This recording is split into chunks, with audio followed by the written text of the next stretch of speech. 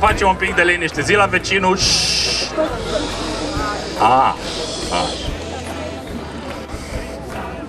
Ne bucurăm că am venit, ca în fiecare an. Suntem aici în a doua zi de Paști. Cu ce scop?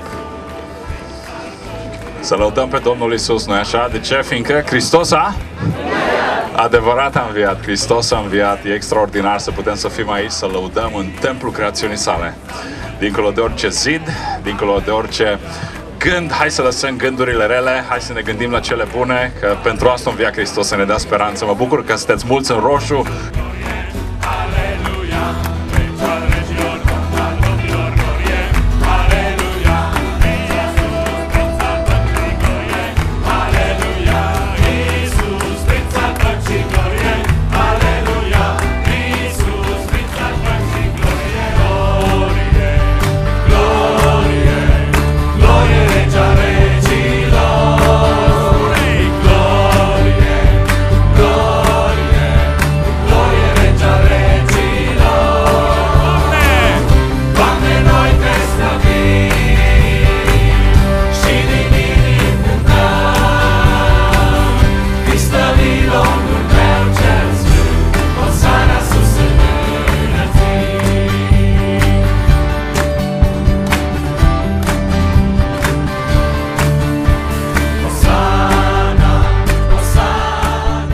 Te slăvim și îți mulțumim că nu doar că ne dai viață veșnică, nu doar că ne dai timp frumos, nu doar că ne dai sănătate, ne răspunzi rugăciunilor, dar, Doamne, ne eliberezi, ne-ai eliberat pe mulți dintre noi de păcat, de chin, de durere, ne-ai eliberat de vinovăție, ne-ai eliberat, Doamne, chiar și de boli, ai făcut minuni în viețile noastre, fiindcă mâna Ta e puternică. De aceea Te lăudăm și îți mulțumim că ești viu, trăiește și în noi și prin noi, chiar și în ziua de azi.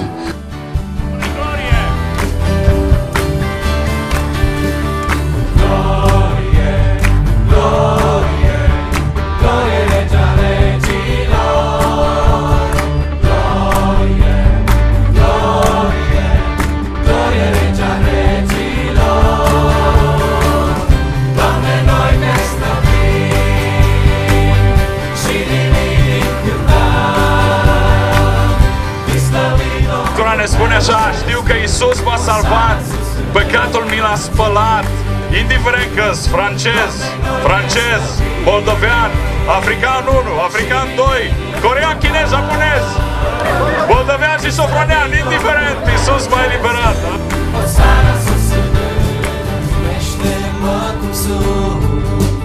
Las la crucea Ta povara mea cea grea, stau viața întreagă, tot ce eu trăiesc, mă dăruiesc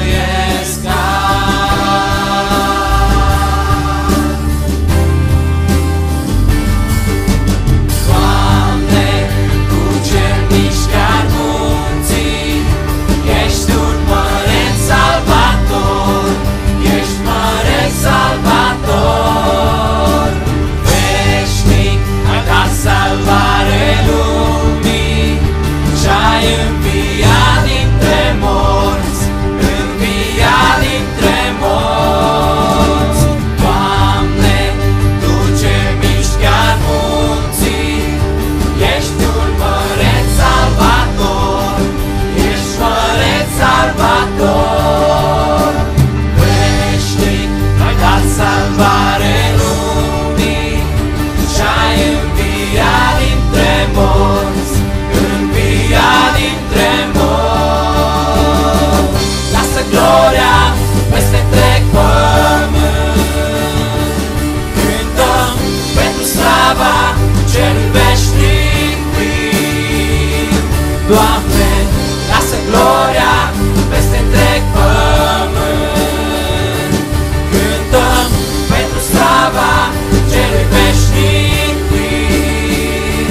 Doamne, lasă gloria peste întreg pământ, cântăm pentru slava Celui veșnic plin.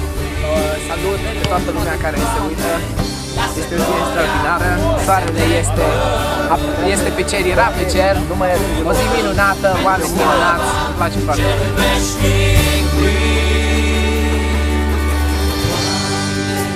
Tu ce miști chiar munții, ești un măreț salvator, ești măreț salvator.